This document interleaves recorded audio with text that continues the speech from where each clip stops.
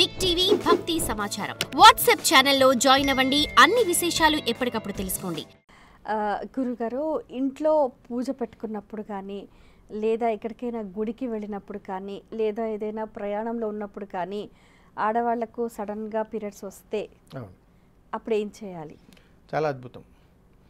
ఇవి చాలా సందర్భాల్లో మనం గమనిస్తుంటాం. కొంతమంది ఏం చెప్తారంటే, అమ్మ జాగ్రత్తలు తీసుకోవచ్చు కదా అని అంటారు.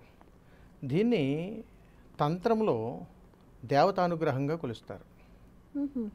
ఒక రకంగా ఒక విధంగా చూస్తే ఇంకా అక్కడితో అన్నీ నిరుపయోగం అన్నీ ఆప్ చేసేయండి అని చెబుతారు.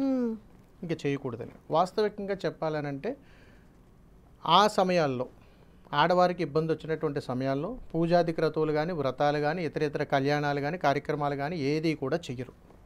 అందుకని తల్లి మేము ఒక ధర్మసూత్రం చెబుతుంటే ఎప్పుడు కూడా శుభకార్యాలకు ఉపయోగించేటువంటి ఏ పరిమళ పత్రాలను కూడా గృహంలో పెంచొద్దు అని చెబుతుంటాం. అది పొరపాటుగా తీసుకుంటారు.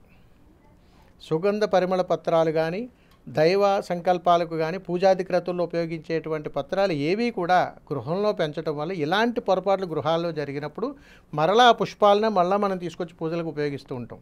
అక్కడ ఇబ్బందులు వస్తుంటాయి. అందుకని తల్లి పూజాది క్రతువులు చేసిన, ఉదాహరణకు ఏదైనా దైవ ప్రయాణానికి వెళ్తున్నారు, ఇలాంటిది ఎప్పుడైనా మార్గ మధ్యలో జరిగింది, అలా జరిగినప్పుడు ఆగిపోవాలి, తిరుగు ప్రయాణం చేసి వచ్చేసేయాలి. వెంటనే మళ్ళీ ప్రయాణం ఎప్పుడూ చేయకూడదు. సుమారు 41 రోజులు గ్యాప్ ఇవ్వాలి. అది వ్రతమైనా, కళ్యాణమైనా, ఇంట్లో ఉండేటువంటి ఏదైనా కానీ 41 రోజులు చాలా జాగ్రత్తగా నిరాకంఠంగా ఇల్లంతా కూడా శుభ్రంతోటే ఎలాంటి ఇబ్బందులు కలగకుండా జాగ్రత్తగా ఉన్నప్పుడు 41 రోజులు సంపూర్ణం అయిన తర్వాతే మీరు మళ్ళీ తిరుగు ప్రయాణం దైవ దర్శనం చేయాలి. ఇది దీంట్లో ఉన్నటువంటి మర్మం. మనం ఏం చేస్తాము, వెళ్ళాము, ఆటంకం వచ్చింది, వెనక్కి వచ్చేసాం, ఒక వారం 10 రోజులు ఈ కార్యక్రమం అయిపోయిన తర్వాత మళ్ళీ తిరిగి బయలుదేరుతాం, మళ్ళీ ఇంకొక రకంగా ఇంకొక ఇబ్బంది వస్తుంది. ఇది ఎప్పటికీ రాకూడదు అని అంటే అర్థం ఏమిటనంటే, మనము భగవన్నామస్మరణ చేసేటప్పుడు కుటుంబంలో ఒక తాటి మీద లేవు అని అర్థం. మీకు అర్థమయ్యే భాషలో చెబుతున్నాను.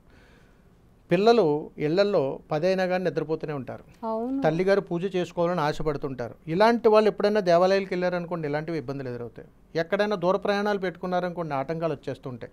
ఎక్కడికైనా ఎందుకు వచ్చేస్తాయండి అంటే ఆ సమయం ప్రకృతి ధర్మం మనల్ని అలా పరీక్షిస్తూ ఉంటుంది. కాబట్టి నిన్ను నువ్వు తెలుసుకో, నీ ధర్మం తెలుసుకో, నీ బిడ్డలకు నీ ధర్మాన్ని తెలియచేయనంటది. బిడ్డల మీద అమితమైనటువంటి ప్రేమతో పిల్లలు 12 గంటలకు లేచినా పర్వాలేదు, 1 గంటకు లేచినా పర్వాలేదు అని ఆ సమయంలోనే మనం చూస్తే ఇక్కడ పూజాది కార్యక్రమాలు చేస్తూ ఉంటాం. ఎవరింటికైనా ఏదైనా తాంబూలం తీసుకోవడానికో పూజకో కానీ మనం వెళ్ళాలితే పిల్లలను బ్రతిమలాడాల్సిన పరిస్థితి వస్తుంది, రామ్మ తీసుకెళ్ళాలి. అందుకని దైనందినటువంటి కార్యక్రమాలలో పిల్లలను బాల్య దశ నుంచి కూడా మనం అలవాటు చేయగలిగితే ఏ సమయానికి ఏది చేయాలి, ఎప్పుడు ఏది చేయాలో వాళ్ళకి అర్థమైపోతుంది. ఒక రకంగా చెప్పాలంటే ఇలాంటివన్నీ కూడా మనకు పరీక్షలు లాంటివి. ఆ పరీక్షను అధిగమించడం కోసం ఈ మానవుడు ఏం చేస్తాడా అని చూస్తారు. అందుకని ఒక్కసారి ఇలాంటి పరీక్ష రాగానే దీక్ష పూనాలి. 41 రోజుల వరకు నిన్ను దర్శించిన ఆయన, తర్వాత నీ అనుగ్రహం నాకు ఖచ్చితంగా దక్కుతుంది అని చెప్పాలి. చెప్పగానే అన్నీ కూడా సవ్యంగా జరుగుతాయి తల్లి. శుభం. For more videos like this, subscribe Big TV channel.